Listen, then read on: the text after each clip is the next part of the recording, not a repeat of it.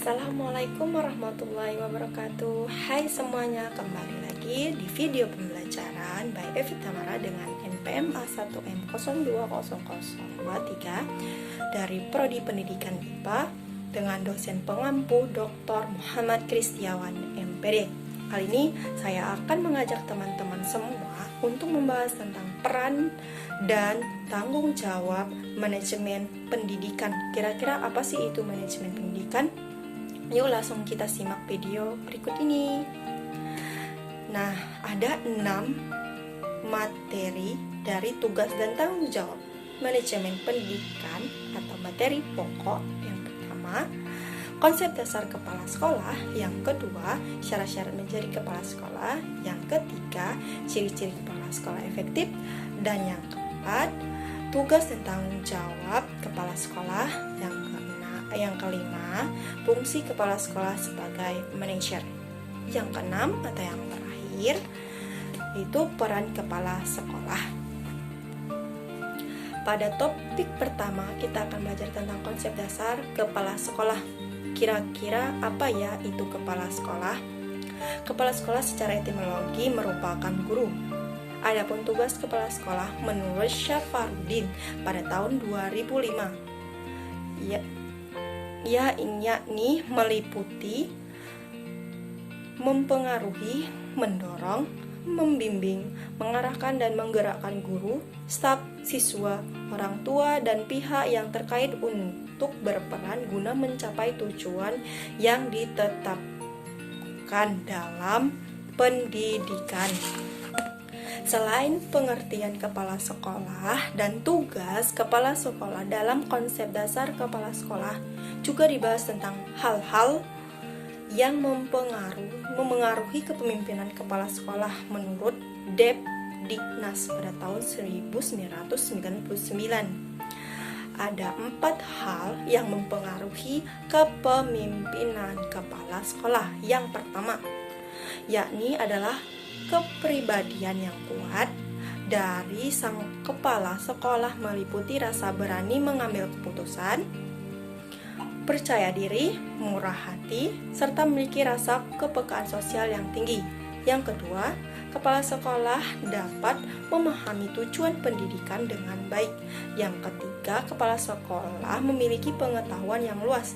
Yang keempat atau yang terakhir, kepala sekolah memiliki keterampilan yang profesional dalam memimpin sekolah. Syarat-syarat menjadi kepala sekolah. Menurut Menteri Pendidikan Nasional Nomor 13 Tahun 2007, syarat-syarat untuk menjadi kepala sekolah yakni meliputi kualifikasi umum kepala sekolah atau madrasah. A. Memiliki kualifikasi akademik sarjana atau S1, diploma 4 kependidikan atau non-kependidikan pada perguruan tinggi yang terakreditasi. Yang B. Pada waktu diangkat menjadi kepala sekolah berusia setinggi-tingginya 56 tahun. C.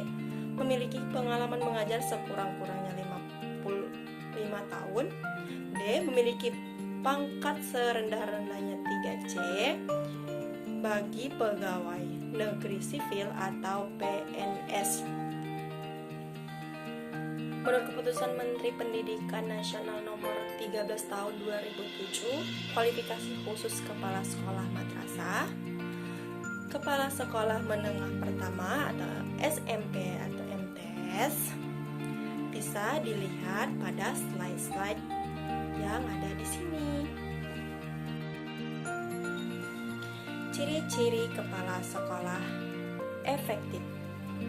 Menurut Sergiavani dan kawan-kawan pada tahun 1984, ada 5 ciri kepala sekolah yang efektif. Yang pertama, kepala sekolah memiliki pemahaman yang luas terhadap sekolah yang dipimpinnya, terutama mengenai keteraturan sekolah, kesesuaian institusional, dan perubahan-perubahan yang terjadi.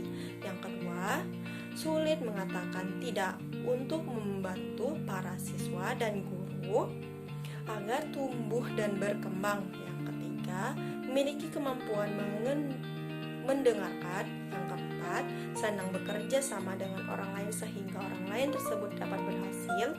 Yang kelima, toleran terhadap situasi ambiguitas. Materi selanjutnya, tugas dan tanggung jawab kepala sekolah. Tugas kepala sekolah dalam bidang administrasi ini digolongkan menjadi 6 bagian, yakni yang pertama, pengelolaan pengajaran merupakan dasar kegiatan dalam melaksanakan tugas pokok.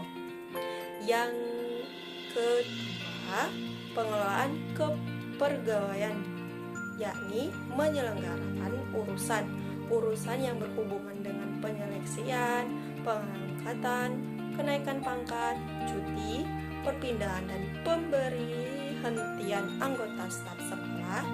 Yang ketiga, pengelolaan kemuridan. Dalam bidang ini yang nampak adalah perencanaan dan penyelenggaraan murid baru, pembagian murid atau tingkat-tingkat kelas atau kelompok, perpindahan dan keluarga maksudnya murid. Yang keempat, pengelolaan gedung dan halaman. Meliputi pengelolaan ini menyangkut usaha-usaha perencanaan dan pengadaan, inventarisasi, pengaturan pemakaian pemeliharaan, rehabilitas perlengkapan dan alat-alat material sekolah, keindahan dan kebersihan umum. Kelima, pengelolaan keuangan. Dalam bidang ini menyangkut masalah urusan gaji guru dan staf sekolah, urusan menyelenggarakan otorisasi sekolah, urusan uang sekolah dan uang alat murid. Yang keenam atau yang terakhir, pengelolaan hubungan sekolah dan masyarakat, yakni untuk memperoleh simpati dan bantuan dari masyarakat termasuk orang tua, murid-murid, dan untuk dapat menciptakan kerjasama antara sekolah dan lembaga sosial. Materi selanjutnya yaitu fungsi kepala sekolah sebagai manajer. Ada 8 fungsi kepala sekolah sebagai manajer. Yang pertama, bekerja dan dengan melalui orang lain. Yang kedua, dengan waktu dan sumber yang terbatas mampu menghadapi berbagai persoalan. Yang ketiga, bertanggung jawab dan mampu mempertanggungjawabkan. Yang keempat, berpikir secara realistis dan konseptual. Yang kelima, sebagai juru penengah. Yang keenam, sebagai seorang diplomat. Yang ketujuh adalah seorang politis. Yang kedelapan, mengambil keputusan yang sulit. Materi selanjutnya yaitu materi terakhir, peran kepala sekolah. Peran kepemimpinan kepala sekolah ini ada 2. Yang pertama, kepala sekolah merupakan kunci dalam membentuk kultur sekolah. Kepala sekolah harus dapat membentuk budaya positif di mana staf berbagai pengertian dan memiliki dedikasi untuk peningkatan sekolah dan pengajaran. Yang kedua, kepala sekolah harus dapat menjalani hubungan dengan kelompok internal dan eksternal seperti pengawas dan pengelola pendidikan pusat, dewan sekolah, teman sejawat, orang tua, masyarakat sekitar, guru, siswa. Sedangkan dengan kelompok eksternal itu profesor, konsultan, badan akreditasi, dan sebagainya. Peran manajerial kepala sekolah ada 3. Yang pertama, peran manajerial yaitu mencakup teknik proses manajerial atau perencanaan, pengaturan, koordinasi, pengawasan, dan pengendalian, keterampilan hubungan antara manusia, memotivasi dan membangun moral, menekankan pada pengetahuan dan teknis terkait jasa atau produk tentang organisasi. Yang kedua, secara umum, kepala sekolah harus memimpin dari pusat atau lead from the center.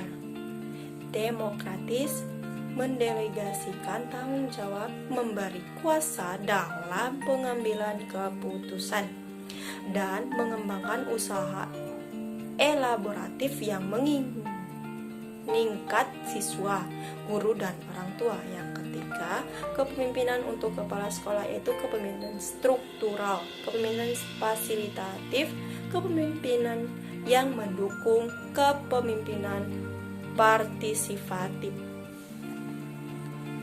Peran kurikulum pengajaran kepala sekolah ada 6.